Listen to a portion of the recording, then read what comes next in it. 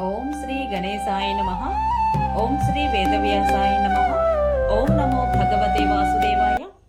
మహాభారత గ్రంథ పారాయణలో భాగంగా ఈరోజు మనము 380వ రోజుకు వచ్చేసాము. ద్రోణ పర్వంలో ఉన్నాము. ఈరోజు మనము సాత్యకి అర్జునుడిని చేరుకున్నట్టు గురించి మరియు అర్జునుడు ధర్మరాజుకై చింతించుట గురించి తెలుసుకోబోతున్నాము. చాలా బాగుంటుంది, చివరి వరకు స్కిప్ చేయకుండా చూడండి. హరే కృష్ణ. శుక్లాం భరధరం విష్ణుం శశివర్ణం చతుర్భుజం ప్రసన్నవదనం ధ్యాయేత్ సర్వవిఘ్నోపశాంతయే. నారాయణం నమస్కృత్య నరం చైవ నరోత్తమం దేవీం సరస్వతిం వ్యాసం తతో జయముధీరయేత్. హరే కృష్ణ. ఇక మనం పారాయణలోనికి వెళ్ళిపోదాము. ధృతరాష్ట్రుడు అడుగుతున్నాడు సంజయుణ్ణి, సంజయ, దేదీప్యమానమైన నా కీర్తి రోజురోజుకి తగ్గిపోతోంది. మా యోధులు అనేకులు చనిపోతున్నారు. ఇది నా కాలమహిమ అనుకుంటున్నాను. జయద్రథుడిక జీవించి ఉండడనే నా అనుమానము. మంచిది. ఆ యుద్ధం ఎలా జరిగిందో యథాతథంగా వర్ణించు. ఆ విశాల వాహినిని ఒంటరిగానే మదించి లోపల ప్రవేశించిన ఆ సాత్యకి యుద్ధాన్ని నీవు యథాతథంగా వర్ణించు అని అడిగాడు.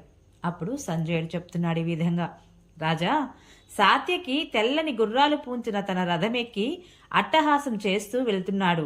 మీ యోధులందరూ కలిసి కూడా అతనిని నిలువరించలేకపోయారు. ఈ దశలో అలంబసుడు అతని ఎదుటికి వచ్చి అతనిని అడ్డుకోవడానికి ప్రయత్నించాడు. మహారాజా, వారిద్దరి మధ్య జరిగిన యుద్ధం లాంటిది ఏది ఇది వరకు జరగలేదు. అప్పుడు రెండు పక్షాల వీరులు వారి యుద్ధాన్నే చూడసాగారు. అలంబసుడు సాత్యకిని 10 బాణాలతో గట్టిగా కొట్టాడు. కానీ సాత్యకి వాటిని మధ్యలోనే ఖండించాడు. ఆపై అతడు ధనస్సును చెవుల వరకు లాగి సాత్యకి మీద 3 వాడి బాణాలను వేశాడు. అవి అతని కవచాన్ని చీల్చి శరీరంలో గుచ్చుకున్నాయి. ఆ తర్వాత 4 బాణాలతో అలంబసుడు అతని 4 గుర్రాలను కూడా గాయపరిచాడు. అప్పుడు సాత్యకి 4 వాడి బాణాలతో అలంబసుడి యొక్క 4 గుర్రాలను చంపివేశాడు.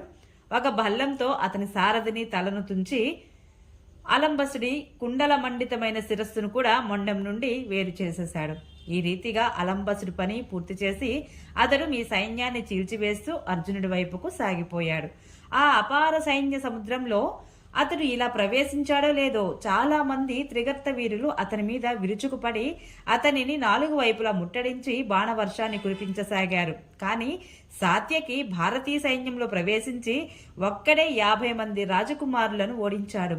ఆ సమయంలో ఆ మహావీరుడు నృత్యం చేస్తున్నట్లు ఉంది. ఒంటరిగానే అయినా కూడా 100 మంది రధికులతో సమానంగా ఒకసారి తూర్పున, ఒకసారి పశ్చిమాన, ఒకసారి ఉత్తరాన, ఒకసారి దక్షిణాన కనిపించసాగాడు. అతని ఈ అద్భుత పరాక్రమం చూసి త్రిగర్త వీరులు గాబరా పడిపోయారు. ఇక సూరసేన దేశపు యోధులు బాణవర్షం కురిపిస్తూ అతడు ముందుకు వెళ్లకుండా అడ్డుపడ్డారు. వారిని కొద్దిసేపు ఎదిరించి ఆపై అతడు కళింగ దేశీయ వీరులతో తలపడ్డాడు. ఆపై దుస్తరమైన కళింగ సేనను గడిచి అతడు అర్జునుడి వద్దకు చేరాడు. నీటిలో ఈదేవాడు గట్టును చేరుకుని ఎలా విశ్రాంతిగా ఉంటాడో అలాగే అర్జునుడిని చూసి పురుషసింహుడైన సాత్యకికి ఎంతో శాంతి లభించింది. అతడు రావడం చూసి శ్రీకృష్ణుడు అర్జునుడితో, అర్జునా, చూడు, నీ వెనుకనే సాత్యకి వస్తున్నాడు. ఆ మహాపరాక్రమశాలి నీకు శిష్యుడు, చెలికాడు. అతడు వీరులందరినీ గడ్డి పరకలలాగా భావించి ఇతడు కౌరవ యోధులను భయంకరంగా సంహరించి ఇక్కడికి చేరుకున్నాడు.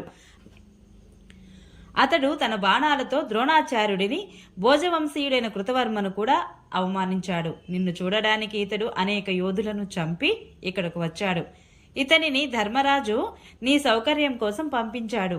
అందుకే ఇతడు తన బాహుబలంతో శత్రుసేనను చీల్చుకుంటూ ఇక్కడికి చేరుకున్నాడు అని చెప్పాడు శ్రీకృష్ణ భగవానుడు. అప్పుడు అర్జునుడు కొంచెం దుఃఖితుడై, మహాబాహు, సాత్యకి నా వద్దకు వస్తున్నాడు. ఇందువల్ల నాకు ఆనందం లేదు. ఎందుకంటే ఇతడు ఇక్కడికి వచ్చేశాక ధర్మరాజు జీవించి ఉన్నాడా లేదా అని నాకు నిశ్చయం కావడం లేదు. ఇతడు అతనినే రక్షిస్తూ ఉండవలసింది. ఈ సమయంలో అతనిని విడిచి ఇతడు ఇక్కడికి ఎందుకు వస్తున్నాడు? ఇప్పుడు ధర్మరాజు ద్రోణుడికి అందుబాటులో ఉన్నాడు. ఇక్కడ చూస్తే జయద్రథుడు ఇంకా చావలేదు. అందుపై కూడా ఈ భూరిశ్రవుడు సాత్యకి వైపు వెళుతున్నాడు. ఇప్పుడు సాత్యకి అలసిపోయాడు. అతని సారథి, గుర్రాలు కూడా శిథిలమైపోయి ఉన్నాయి. కానీ భూరిశ్రవుడు ఇప్పటికీ ఏమీ అలసిపోలేదు. పైగా అతనికి అనేక సహాయకులు సిద్ధంగా ఉన్నారు. ఈ స్థితిలో ఇతడు భూరిశ్రవుడితో పోరాడి కుశలంగా ఉండగలడా? ధర్మరాజు ద్రోణుడి వలన భయం లేకుండా ఇతనిని నా వద్దకు పంపించాడు. ఇది అతని పొరపాటు అని నేను అనుకుంటున్నాను. అతడు నిరంతరం అతనిని పట్టుకునే యోచనలోనే ఉన్నాడు ఆ ద్రోణుడు. ఈ సమయంలో మహారాజు కుశలంగా ఉండి ఉంటాడా అన్నాడు. ఓం నమో భగవతే వాసుదేవాయ. ఈరోజు పారాయణ ఇంతటితో సమాప్తం. రేపు సాత్యకి భూరిశ్రవుల మధ్య జరిగిన యుద్ధము, సాత్యకి భూరిశ్రవుడిని వధించుట గురించి రేపు తెలుసుకుందాము.